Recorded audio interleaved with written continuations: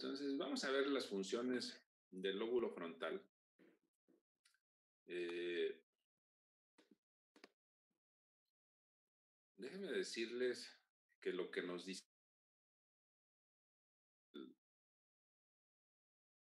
animal es una serie de características cerebrales que se llaman funciones cerebrales superiores.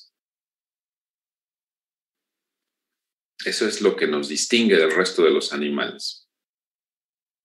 Y estas funciones cerebrales superiores se desarrollaron más probablemente cuando el hombre se empezó a asociar para cazar y para hacer algunas otras actividades. Asocian también, pero no se está claro si tienen un lenguaje de comunicación como el nuestro. Lo cierto es que estas funciones cerebrales superiores son muy importantes en el área de la neurología. De hecho, hay un capítulo de exploración neurológica que se relaciona a esto. Lo tienen que ir revisando también. Este capítulo de exploración neurológica va consignado precisamente en la historia clínica. El caso más emblemático en neurología relacionado a daño cerebral y que posteriormente conllevó a nombrarle un síndrome, precisamente se debe a una persona de nombre Phineas Gage. Esta persona era un capataz que comandaba un grupo de trabajadores que construían ferrocarril, un tramo que iba hacia Vermont, allá en Estados Unidos, en el estado de Nueva Inglaterra. Esta persona pues era capataz, era sumamente responsable, muy prudente, muy trabajador. Por eso comandaba a este grupo de trabajadores. Tenía 25 años. Y estaban trabajando para atravesar las montañas precisamente. En esa parte lo que hacían era hacer perforaciones en la roca, meterle pólvora y explotarla con la finalidad de hacer el espacio para poner las vías del ferrocarril. En una cierta ocasión, al estar colocando la pólvora y compactándola con la barra de metal, esta sacó una chispa y explotó. Lanzó la barra de metal y le atravesó la mejilla izquierda y el cerebro en el lóbulo frontal izquierdo. Todo el mundo pensó que había muerto esta persona, pero a los pocos minutos empezó a reaccionar con la barra ahí adentro. Fue llevado al pueblo más cercano, a Cavendish, y fue atendido. Estamos hablando del 13 de septiembre de 1948, cuando no había tecnología, cuando ni siquiera estaban desarrollados el sistema de antibióticos. Mucha gente moría de infecciones. La situación es de que fue tratado, le fue extraída la barra, le fue controlado el sangrado, le fue controlada la infección y sobrevivió. Sobrevivió y parece ser que todo había estado perfecto. Este caso fue reportado en varias revistas científicas de la época y Phineas Gage se perdió, se fue del lugar. Posteriormente, el médico que lo atendió lo volvió a encontrar a través de los familiares anduvo en Sudamérica, anduvo en Chile, trabajando como cirquero. Lo exponían ahí en el circo, platicaban su caso y de cómo había sobrevivido a todo esto. Exponían sus cicatrices y todo.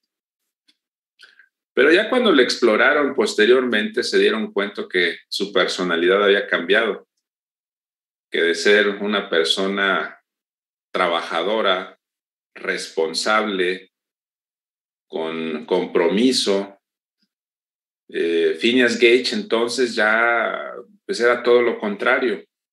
Era irresponsable, era irrespetuoso, toda su personalidad había cambiado, era flojo, no completaba los trabajos, lo corrían de un lado, se iba a otro, lo volvían a correr. Y entonces se dieron cuenta precisamente que por la zona que había lastimado era donde se encontraban estas funciones cerebrales superiores dañadas.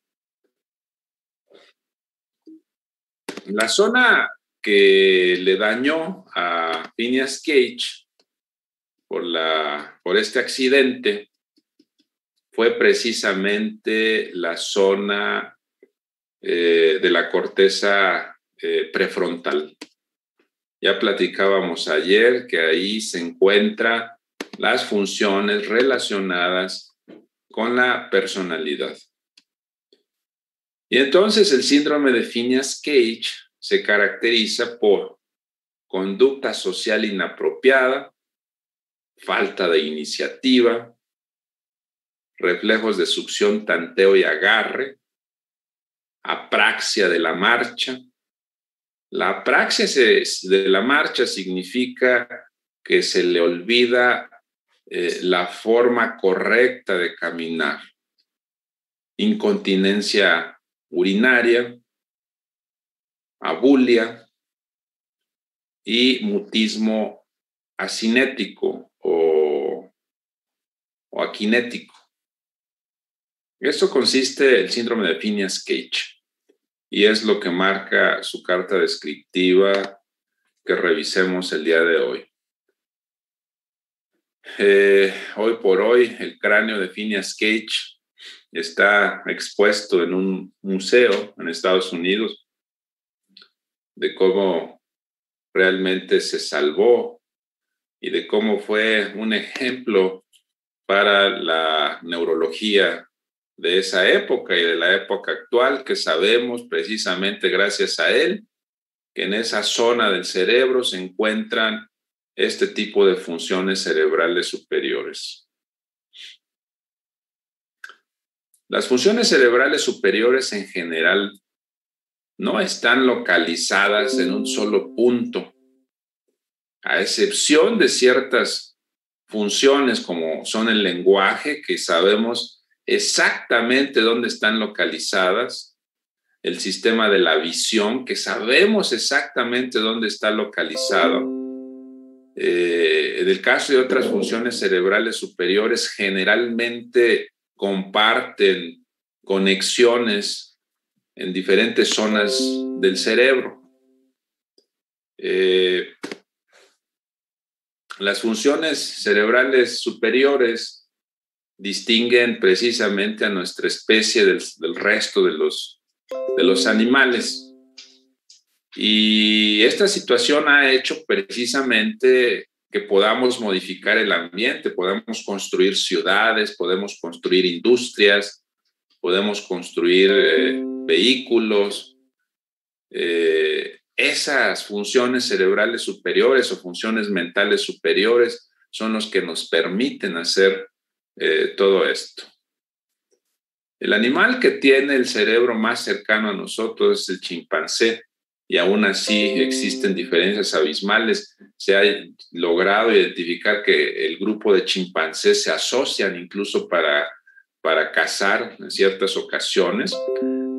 Utilizan algunos tipos de herramientas, pero hay todavía muchas diferencias. Realmente nuestra evolución inició hace 8 millones de años. cuando los primeros grupos de Homo sapiens, su cerebro pesaba 500 gramos y ha evolucionado esto tanto que en la actualidad pesa el cerebro aproximadamente 3 veces lo que marca aquí. Entonces, las funciones cerebrales superiores crecieron en conjunto con el tamaño del cerebro. Y ustedes dirán, bueno, si existen funciones cerebrales superiores, ¿existirán funciones cerebrales inferiores? No se le llaman así desde el punto de vista médico, pero sí pudiesen corresponder precisamente a funciones con las que ya nacemos. Las funciones cerebrales superiores se refieren a las que desarrollamos con la interacción social, el lenguaje, las praxias, las noxias, todo eso lo desarrollamos con la interacción social, la memoria de trabajo. Y las funciones cerebrales inferiores están determinadas genéticamente, como puede corresponder precisamente a la inteligencia o a la memoria. ¿Sí? Entonces, con eso nacemos. Las funciones cerebrales superiores son mediadas culturalmente y vuelvo a repetir, son el resultado de la agrupación, de la interacción social, de que adquirimos conciencia de nosotros mismos con el clásico to be or not to be, de ser o no ser, donde nos damos cuenta que realmente existimos, que realmente significamos algo. Con estas funciones cerebrales superiores conquistamos el uso de símbolos en el lenguaje. Podemos hablar, podemos emitir ciertos sonidos que todo mundo entendemos, pero también podemos leer. Creamos estos símbolos que se llaman letras y entonces podemos leer. Esto no lo pueden hacer el resto de los animales.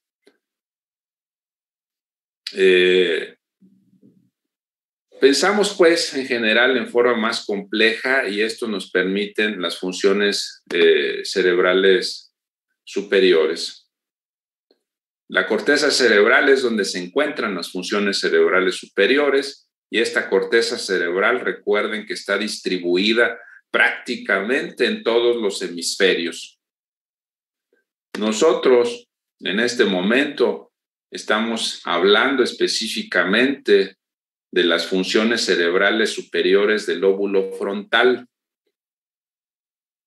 Recuerden ustedes, ya vimos la anatomía del lóbulo frontal y revisamos superficialmente que el lóbulo frontal básicamente se le distinguen 2 grupos de funciones. Las funciones motoras, que vamos a ver en la siguiente clase, y que incluyen la vía piramidal, que incluyen la corteza premotora y que incluyen la corteza de los movimientos oculares y que incluyen el área de Broca, que es el lenguaje motor también. Y el otro grupo de funciones que son precisamente las localizadas en la corteza prefrontal, que es las que vamos a analizar, pero vuelvo a repetir, las funciones mentales superiores no se encuentran en una zona específica del cerebro, sino que generalmente hay una comunicación de varias zonas del cerebro, entonces no son específicas realmente de un lóbulo. Bueno, de hecho, la organización de la corteza cerebral es tan dispar de una persona a otra que si lesionamos la corteza cerebral de 2 personas en la misma zona, es muy probable que las repercusiones clínicas sean diferentes. Entonces, estas son las zonas funcionales de la corteza del lóbulo frontal. La corteza motora, circunvolución frontal ascendente, área 4. la corteza premotora, que prepara los movimientos, la corteza prefrontal, que es la que estamos viendo ahorita, y la corteza opercular del área de Broca 44 y 45, que correspondería también a corteza motora. Entonces, lo que estamos revisando ahorita es la corteza prefrontal. Se le llaman también funciones ejecutivas. La región ejecutiva del lóbulo frontal es precisamente la corteza prefrontal. Incluye estas áreas de Brodmann: 9, 10, 11, 12, 13, 14, 24, 32, 46 y 47, localizadas tanto en la cara externa o dorsolateral, como en la cara interna, como en la base del lóbulo frontal. Y en el área externa o dorsolateral, básicamente las funciones ejecutivas que se destacan son la planeación, la capacidad de planear algo, y la memoria de trabajo. La memoria de trabajo es muy diferente a la memoria convencional que tenemos de corto, mediano y largo plazo. La memoria de corto, mediano y largo plazo está asociado en gran parte al lóbulo temporal, a la circunvolución del cíngulo, pero específicamente la memoria de trabajo correspondería, si hablamos en términos computacionales, a la memoria RAM, la memoria con la que estamos realizando alguna otra función. Otras funciones menos importantes son la fluidez, la solución de problemas complejos y la flexibilidad mental, pero básicamente es la planeación y la memoria de trabajo. En el área 10, en la corteza anterior, se encuentra la función de la metacognición. Es el autocontrol. Fíjense, normalmente, como les decía, las funciones cerebrales superiores están determinadas por el comportamiento y la interacción social. Nosotros en este momento, si hiciera un calor importantísimo, pues lo más que podemos hacer es vestir una playera ligera, un short quizás, pero no vamos a andar desnudos en la calle. ¿Por qué? Porque nos autocontrolamos, porque la sociedad nos dice que eso no es correcto. Y cuando se daña el lóbulo frontal, el paciente se desinhibe totalmente. Hace cosas que en condiciones normales no haría. Precisamente se le llama síndrome frontal o frontalización. Estas son las zonas importantes del área de la corteza prefrontal, y en la base específicamente se encuentra el área 11, 12, 13, 14 y 47. Y esta zona está relacionada ampliamente con el sistema límbico. El sistema límbico es una serie de estructuras que se relacionan tanto en el lóbulo frontal como en el lóbulo temporal, y que se le llama también circuito de Papez o circuito de la furia. Y aquí se regula las emociones, se regula el control de la conducta. Entonces es la zona que se le dañó precisamente a Phineas Gage. Y a esto me refiero, en la base del lóbulo frontal. En la región medial, es decir, si hacemos una separación de los hemisferios en la cisura interhemisférica, vamos a encontrar el área 9, 24 y 32. Es el área de la inhibición, es el área de la detección y solución de conflictos, es la zona de la regulación y esfuerzo atencional, es la zona de la regulación de la agresión y otros estados motivacionales. Y a estas zonas se refiere, muy cercanas incluso a la circunvolución del cíngulo también. En general, todas estas son las funciones cerebrales superiores más importantes: la memoria, el juicio, el pensamiento abstracto, el cálculo matemático, el lenguaje, las praxias, las nocias. Y todas estas las vamos a ir revisando conforme vayamos avanzando a las zonas anatómicas donde más características de ellas se presentan. Por lo pronto, lo que vimos el día de hoy se refiere a las funciones ejecutivas del lóbulo frontal. Les voy a pasar un artículo más tarde para que revisen un poquito más a profundidad de lo que estamos hablando, porque esto no viene habitualmente en los libros que les recomendé. Y no viene por una sencilla razón, que estas funciones se han estudiado más recientemente. Y pues, segunda razón es de que estas funciones están mucho más relacionadas con aspectos de la psicología. Y sin embargo son de suma importancia cuando analizamos nosotros la anatomía y la fisiología, en este caso del lóbulo frontal. ¿De acuerdo? Entonces les paso un artículo más adelante.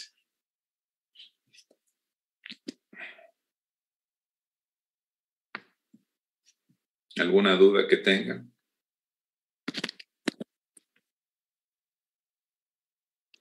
No, doctor. No, doctor. No, doctor. No, doctor. Bien.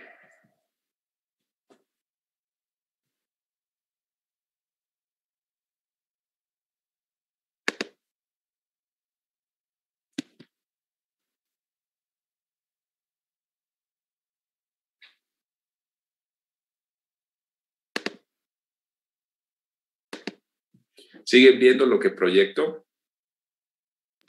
No. No, ya no, doctor. Ok, vamos a ver. Entonces,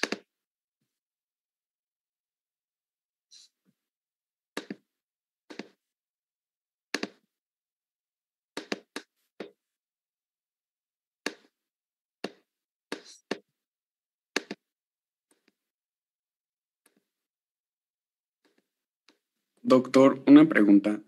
sí. ¿Se podría decir entonces que estas funciones son como las que hemos estado encontrando o se han estado encontrando en los humanos conforme ha evolucionado pues el cerebro? O sea, son como las más nuevas, entre comillas.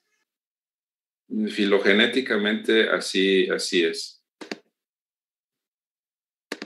Sí. Gracias.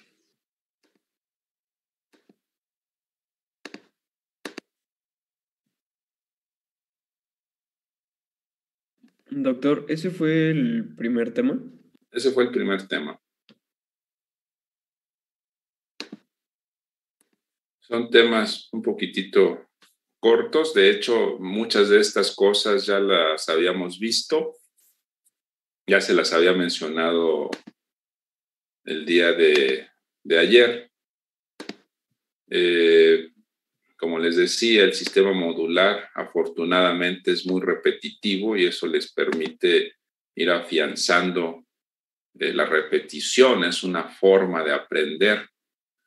En el caso del día de hoy nos pedía el programa que les explicáramos el síndrome y el caso de Phineas Gage, y a eso nos referimos el día de hoy. Doctor, tengo Sí. una pregunta. Sí. ¿Ha visto otros casos como el de Phineas Gage o Son muy frecuentes, de hecho. qué tratamiento le daría ya quirúrgico? Son muy frecuentes, fíjate, se dan en traumatismo cráneoencefálico. Cuando hay un accidente, los accidentes en moto son lo que vemos todos los días y en muchos de los casos no llevan casco. Ustedes si van, ojalá ustedes no usen motocicleta porque no quiero verlos graves ni muertos. Generalmente ustedes cuando van en la calle ven una cantidad de motociclistas impresionante y pongan atención, la mayoría de ellos no respetan las reglas de tránsito. La mayoría de ellos no traen casco o traen una cantidad de personas que no deberían de traer. La mayoría de ellos suben los puentes y no está permitido que lo hagan. Bueno, pues frecuentemente vemos traumatismos craneoencefálicos y lo que sucede con estos pacientes es de que tienen un síndrome frontal, porque lo que se daña más comúnmente es el frontal y el temporal. Les dan contusiones hemorrágicas. En estas contusiones hemorrágicas, pues no se pueden operar a menos que estén ocasionando un gran efecto de masa. Se les da tratamiento médico nada más. Pero la característica principal de que, como se presenta clínicamente, es de que el paciente está totalmente desinhibido y agresivo. Se quita el suero, se levanta de la cama, empieza a agredir y a golpear a los familiares. Tenemos que administrarle medicamentos antipsicóticos y sedantes por algunos días incluso. Entonces, ese mecanismo de accidentes lo que más comúnmente produce un síndrome frontal. Hay otras ocasiones que se desarrollan tumores grandes, meningiomas, gliomas, y que se afecta el lóbulo frontal y empiezan a producir los mismos síntomas. A veces el familiar los detecta precisamente porque dice la esposa, por ejemplo, del paciente: doctor, es que él no es la persona con la que yo convivía hace 2 o 3 años, ha cambiado mucho. Y precisamente se debe a que se empiezan a alterar estas funciones, pero cuando se trata de tumores, la alteración es mucho más gradual. A diferencia de los traumatismos, donde se presentan inmediatamente el síndrome frontal, en el caso de tumores, como van creciendo paulatinamente, las funciones se van alterando en forma gradual y ustedes que no conocen al paciente parece que está normal, pero el familiar que lo conoce se da cuenta que algo no está bien. Entonces, esos son los casos más comúnmente que encontramos del lóbulo frontal, a veces por herida por proyectil de arma de fuego, pero en general lo más común es de que sucedan en los traumatismos craneoencefálicos. No necesariamente tiene que darse un caso así tan severo como el de Phineas Cage. Generalmente con un traumatismo craneoencefálico es suficiente para producir esta sintomatología. ¿De acuerdo?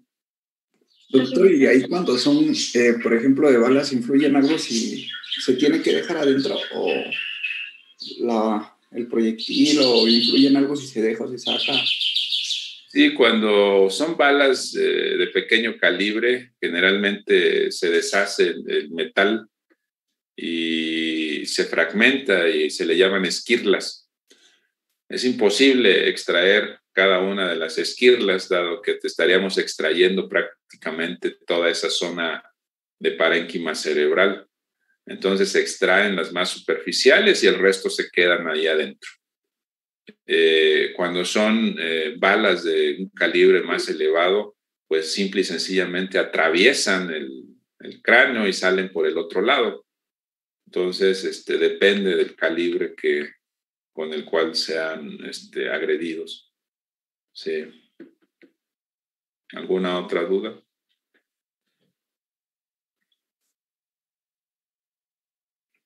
Cuando el paciente está frontalizado y se pierden algunas funciones, y ya cuando se trata, ¿las puede recuperar? Se recuperan. En este caso que estamos hablando, qué bueno que me preguntas eso, de los traumatismos craneoencefálicos, pues los familiares están muy asustados porque dicen, pues así va a quedar, doctor, para siempre. No, realmente esto tarda alrededor de unas 3 o 4 semanas en que se retome la función, porque no es un daño permanente. O si es en un solo lóbulo frontal, generalmente el del lado opuesto toma el control. Entonces durante 3 a 4 semanas, pero generalmente vuelven a recuperar la personalidad.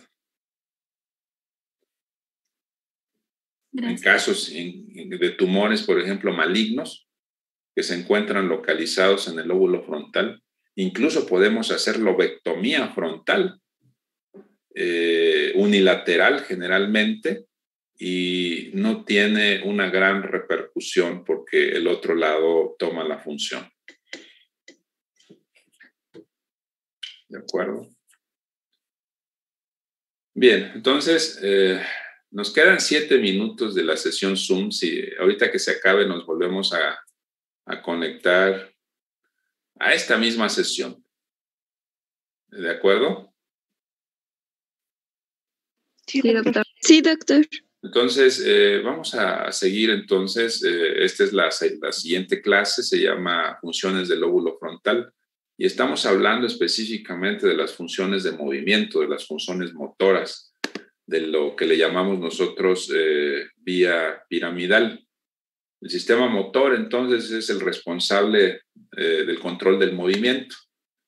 Hay diferentes tipos de movimiento. El que vamos a analizar el día de hoy es el movimiento motor somático, el que mueve el músculo esquelético.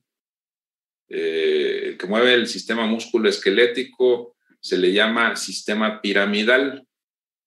Hay otro sistema que se llama extrapiramidal y ese se refiere a los movimientos finos, a los que controlan los núcleos grises centrales, a los que controlan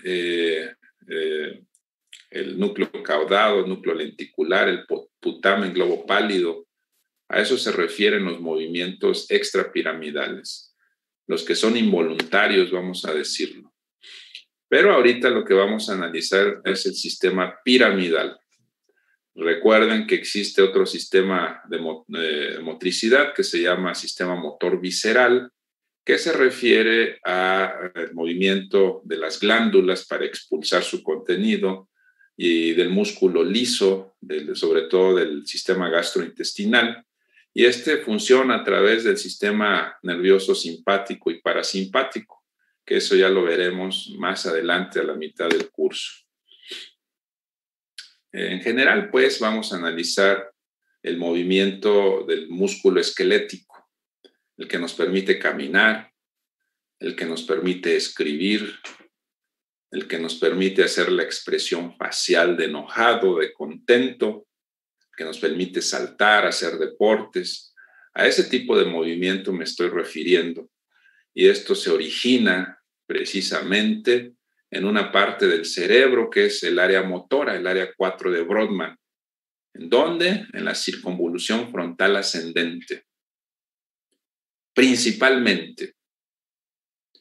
Contribuyen con esta zona el área premotora y el área motora suplementaria. Con un poquito de fibras contribuye también el área 1, 2 y 3 del giro hipocentral, que en general está considerado una zona sensitiva. Para fines de enseñanza, de que les quede claramente, el origen de la vía piramidal es el área 4, ¿de acuerdo? Aunque ustedes deben de tener en consideración, ahorita que estamos estudiando todo esto, que puede tener también aferencias de estas otras zonas. Pero para fines didácticos, el área 4 en la circunvolución frontal ascendente es donde se origina la vía piramidal o la vía del movimiento voluntario. En esta circunvolución frontal ascendente, les repito, esta imagen ya la vimos, se encuentra distribuida en toda la corteza cerebral, neuronas específicas que van a mover el pie, la pierna, el muslo, el tronco, la mano, los músculos de la expresión facial, la lengua, los músculos de la deglución. Todo eso está determinado ya previamente en una zona específica de la corteza cerebral de la circunvolución frontal ascendente o área 4. Nada más al margen de todo esto, quiero decirle que las neuronas envían prolongaciones axónicas o fibras de proyección y forman diferentes vías La que vamos a revisar el día de hoy es la vía córtico-espinal, llamada también vía piramidal. Son sinónimos. Recuerden ustedes que en neurología hay muchos sinónimos. Vía piramidal igual a vía córtico-espinal. Y recordar que existen otras proyecciones como la córtico-vulvar, la tectoespinal, rubroespinal, intersticio espinal, pero todas estas las vamos a ir revisando, son de menor importancia, las vamos a ir revisando en otros temas. El día de hoy vamos a revisar la vía córtico-espinal o la vía piramidal, que son exactamente lo mismo. Este estudio que están viendo ahí es una resonancia magnética con una función ahí que se llama tractografía. Y esta tractografía precisamente nos permite visualizar estas prolongaciones axónicas de las neuronas que se llaman tractos, y en la actualidad así se actualizan, así se visualizan. Queda menos de un minuto de la sesión, vamos a desconectarnos y vamos a volvernos a conectar a la misma sesión. Un infarto cerebral es lo más común. Gracias.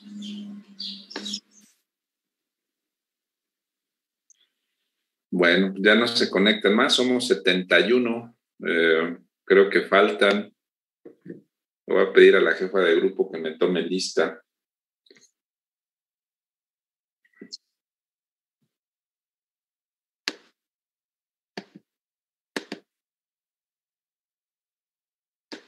Bueno, entonces estábamos con esto se llama tractografía, y esto nos permite estudiar en la actualidad la forma en que se distribuyen las vías de conexión cerebral. Esta imagen ya la habíamos visto y habíamos explicado que las neuronas, los cuerpos neuronales que se encuentran en la corteza cerebral, emiten axones a veces muy largos, que se llaman fibras de proyección, y estos axones se unen en toda esta maraña de conexiones que se le llama corona radiada, y todas estas fibras se unen en una zona muy específica que se llama cápsula interna. Ahorita vamos a ver en realidad a qué se refiere esta cápsula interna. Y específicamente hablando de lo que estamos tratando el día de hoy, que es la vía córtico-espinal o la vía piramidal, estas fibras se compactan todavía más para pasar a través de los pedúnculos cerebrales en el nivel del mesencéfalo, del tallo cerebral, para pasar a través del puente dorsal y llegar a una zona del bulbo raquídeo que se llaman pirámides. Hasta ahí quiero que entiendan el concepto perfectamente, porque el detalle de la clínica está precisamente aquí en esta zona que se llama pirámides. Este es un corte axial. Vean ustedes esta zona que les marqué aquí en verde y en azul, se le llama cápsula interna. La zona que está en verde es el brazo anterior, la zona que está en azul es el brazo posterior de la cápsula interna. Si vemos un estudio de resonancia o de tomografía, precisamente a esto corresponde la cápsula interna. El resto de las estructuras, núcleos grises que se ven por ahí, son precisamente los ganglios basales, globo pálido, putamen, etcétera, etcétera. Esta zona que está cerca del tercer ventrículo se llama tálamo, y entre el tálamo precisamente y los ganglios basales es por donde se encuentra localizada la cápsula interna. Esta es otra imagen de tomografía, perdón, es un dibujo que simula una tomografía o resonancia, y más o menos así vamos a ver precisamente brazo anterior y brazo posterior de la cápsula interna. Este sí es un estudio de resonancia magnética. Vemos nuevamente la misma imagen y se los estoy repitiendo porque es de suma importancia. Un infarto o una lesión aquí pequeñita puede causar síntomas extraordinariamente grandes.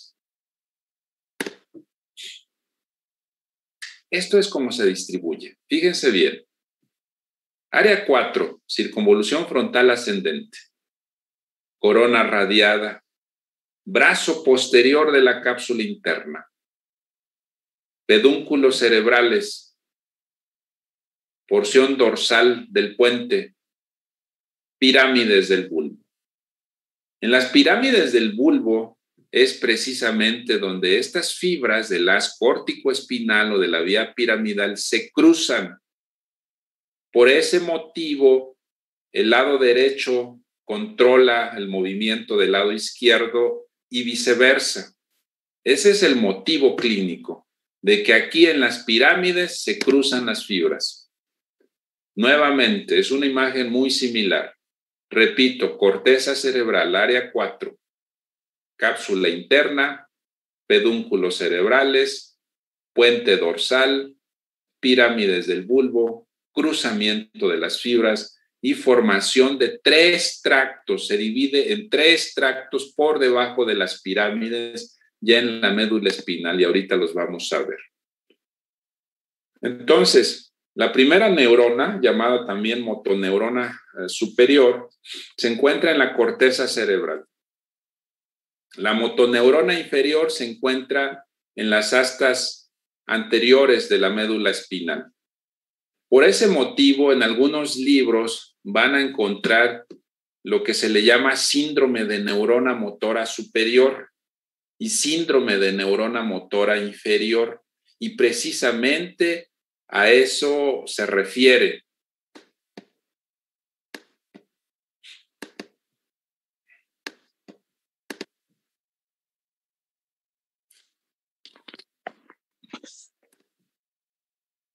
Trayecto. Hay unas células, ya lo van a ver en histología, hay unas células ahí precisamente en el área 4, en la circunvolución frontal ascendente, que son sumamente grandes. Estamos hablando de las neuronas de la corteza cerebral. De hecho, se le llaman, nos van a encontrar en algunos libros, como las células gigantes de Betz. Se encuentran en el área 4. Bueno, pues estas células gigantes de Betz del área 4 de la corteza cerebral en la circunvolución frontal ascendente emitan sus fibras de proyección que forman la corona radiada. Este pasa por el brazo posterior de la cápsula interna, por el pie de los pedúnculos cerebrales en el mesencéfalo, por la porción dorsal en el puente y llegan a las pirámides del bulbo. Más o menos 1 millón de fibras en cada una de las pirámides del bulbo. Son 2 pirámides, la derecha y la izquierda. Y más o menos llegan 1 millón de fibras. Se cruzan o se decusan el 90% de ellas. Y a nivel de la médula espinal, ya van a cambiar de nombre. Bajando las pirámides, el 90% se cruzan y van a formar el haz córtico-espinal lateral. Es el más importante. El otro 10% va directo, pero tiene una manifestación clínica realmente poco relevante.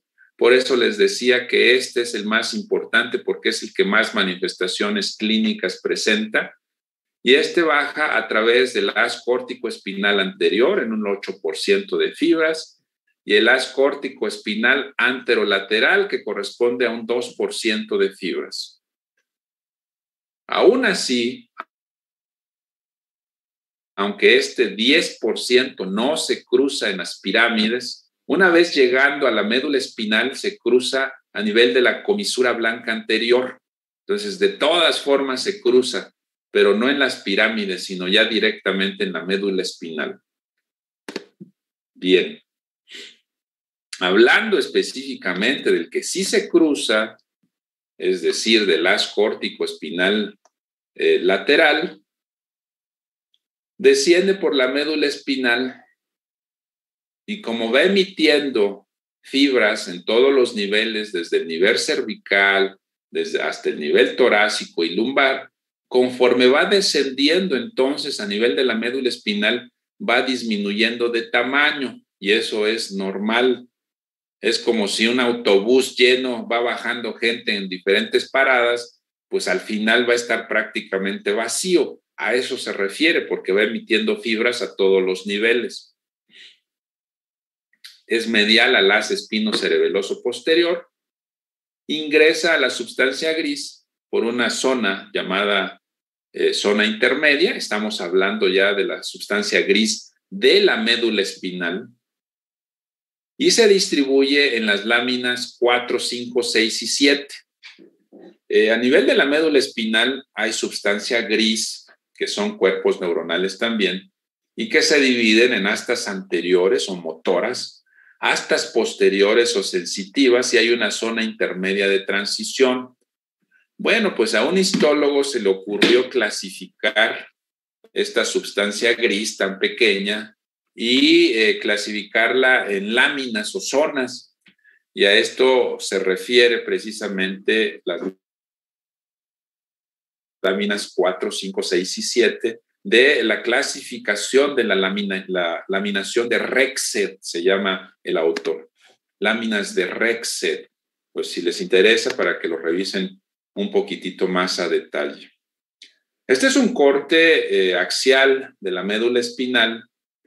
Y vemos aquí precisamente lo que les decía yo, la sustancia gris de la médula espinal.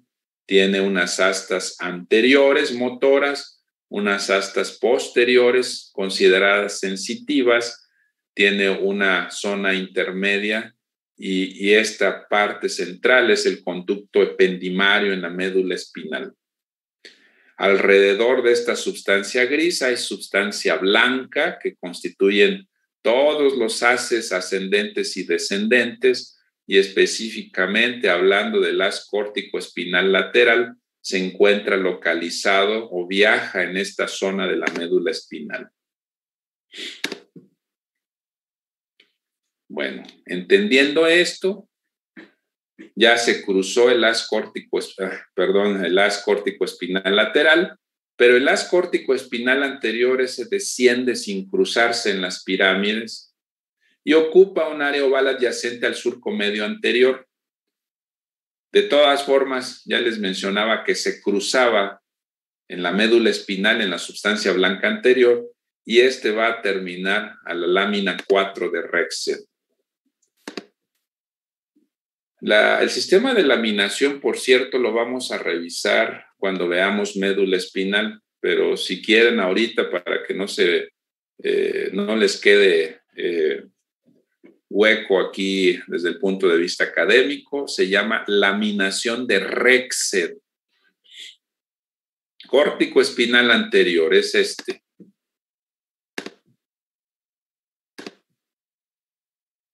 Esta es la laminación de Rexed. Si analizáramos nada más la sustancia gris de la médula espinal, a esto se refiere. Y laminación se da realmente por características histológicas, más que nada. El otro haz es el haz córtico-espinal anterolateral, que tampoco se cruza en las pirámides, desciende igualmente y se cruza también en la comisura blanca anterior medular. ¿Qué función tiene esta vía piramidal? En general, los movimientos voluntarios, discretos y hábiles del músculo esquelético, de la expresión facial igualmente. Si se lesiona cualquiera de esta parte, estamos hablando de un síndrome de neurona motora superior. Si se lesiona la corteza cerebral, si se lesiona a nivel de la cápsula interna, si se lesiona a nivel de tallo cerebral, estamos hablando de un síndrome de neurona motora superior y se caracteriza por una paresia o parálisis, generalmente contralateral, con pérdida inicial del tono, es decir, hay una parálisis flácida, pero después, más o menos de una semana o 2 semanas, sucede todo lo contrario. Se empiezan a poner espásticos los músculos y entonces los reflejos van a estar hiperactivos cuando inicialmente ni siquiera tenían reflejos. Tiene también pérdida de los reflejos abdominales superficiales y cremastéricos y generalmente se caracteriza por la presencia de un reflejo patológico que se llama reflejo de Babinski. Este es el síndrome de la neurona motora superior. Vean ustedes este video rápidamente para recapitular lo mismo a lo que ya les mencioné. Corteza motora, células de la corteza motora de ambos lados emiten fibras que forman la corona radiada, llegan a una zona que se llama cápsula interna o brazo posterior de la cápsula interna. Y esas fibras descienden por los pedúnculos cerebrales, descienden por la porción dorsal del puente y llegan prácticamente a la zona de las pirámides a nivel del bulbo raquídeo. Estamos hablando de una cantidad impresionante de fibras. Aquí nada más van 3 fibras. Y una vez que llegan a las pirámides, ya mencionábamos que el 90% se cruza precisamente en las pirámides.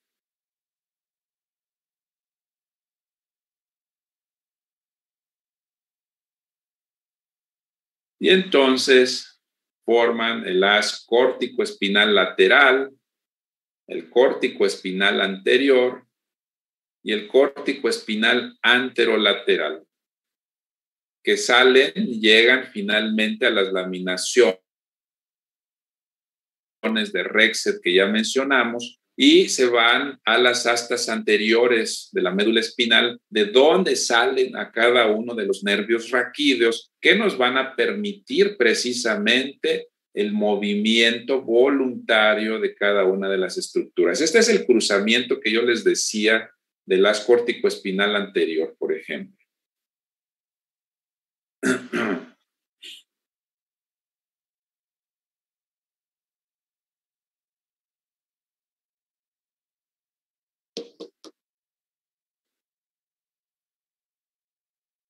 Espero que con este video y con toda la repetición que les hice el día de hoy de por dónde pasa la vía piramidal, les quede sumamente claro el tema del día de hoy.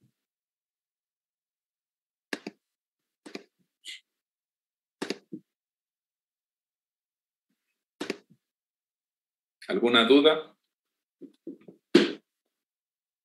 Disculpe, doctor, yo tengo una pregunta. Sí. En este momento que vimos el haz corticoespinal anterior, me di cuenta que, no se mencionó si ocupa todos los segmentos de la médula o no. Yo tenía entendido que solamente ocupaba los segmentos tanto cervicales como torácicos superiores. ¿Esto es así? Ocupa todos los segmentos, pero no te mencionan quizás los lumbares, porque la médula espinal termina precisamente entre los niveles L1 y L2. Debajo de ahí no hay médula espinal, sino hay nada más lo que se conoce como la cola de caballo o la caudequina. Entonces, pero donde hay médula espinal, hay haz córtico-espinal. Da fibras a todos los niveles. Entonces, la médula espinal inicia a nivel del foramen magno, cuando se termina el bulbo raquídeo, y termina en el cono medular, que se encuentra su punto final a nivel de L1, L2. Ok, ¿De acuerdo? doctor, perfecto. Entonces, los 3 haces que se forman van a abarcar toda la médula. Toda la médula. Ok, muchas gracias. Sí. ¿Alguna otra duda? Yo tengo una duda, doctor. Sí. Chequé que, o sea, las fibras que salen de las células de Bell, algunas veces pueden regresar a la corteza y hacer una función inhibitoria. ¿Cómo funciona esto? ¿Estás hablando de la vía córtico-espinal? Ujú. No regresan a la corteza. De hecho, hay otro sistema de retroalimentación que va en dirección contraria. Esto que estamos viendo el día de hoy se llama la vía piramidal o vía córtico-espinal porque va de la corteza a la médula. Pero hay otro fenómeno contrario que se llama el haz espinotalámico. El haz espinotalámico lleva prácticamente toda la sensibilidad del cuerpo a través de la médula, pasando por el tálamo y llegando a la corteza sensitiva en la circunvolución parietal ascendente. Se encuentra un poquito más atrás del área 4. Y ese es el mecanismo de retroalimentación y de hecho es el mecanismo de reflejo. Si tengo la mano en la mesa y me dan un golpe con un martillo, el reflejo va a ser retirar la mano. ¿Y cómo funcionó eso? El golpe me generó dolor y ese dolor se transmitió a través del haz espinotalámico y llegar a la corteza sensitiva. Esta se conectó con la corteza motora y a través del haz córtico-espinal me generó el movimiento de retirar la mano. Lo mismo sucede cuando nos estamos quemando. Retiramos, es un reflejo. Quizás a esto te refieres, pero no es de que regrese el haz córtico-espinal, sino se refiere al haz espinotalámico, que lo vamos a revisar también en clases posteriores. ¿De acuerdo? Gracias. ¿Alguna otra duda? Disculpe, ¿es posible que por una embolia dañe alguna estructura o una zona del cerebro? Sí. De hecho, las embolias son términos muy genéricos que se refieren precisamente a un grupo de enfermedades que se llama enfermedad vascular cerebral. La enfermedad vascular cerebral se divide en 2 grupos, la enfermedad isquémica, que se refiere a los infartos, y a eso generalmente las personas les llaman embolias, y la hemorrágica. Entonces, los infartos o embolias, como le quieran llamar, aunque los términos más apropiados los vamos a ver también en una clase específica, pues se refieren a infartos y son muy, muy comunes, sobre todo en las personas ya de edad avanzada, por arriba de los 60 años, y en las personas que padecen del corazón, las personas que tienen cardiopatías. Entonces, sí es posible y son muy frecuentes. Lo ven todos los días, se ven. Gracias. ¿A eso te referías, Carla? Sí. Ok. ¿Alguna duda más? Es que a mi abuelito le dio una y dice mi mamá que le dañó como el lenguaje. Sí. Seguramente fue en el hemisferio izquierdo. Y cuando ya se da este infarto, pues es irreversible prácticamente, desafortunadamente. Ya lo veremos con más detalle, pero los pacientes que se detectan en las primeras 3 horas se pueden revertir con una sustancia que existe en la actualidad, que hace que el coágulo se deshaga. Pero ya lo veremos conforme revisemos ese tema en específico. Gracias. De nada, Carla. ¿Alguien más tiene alguna pregunta? Ya, doctor.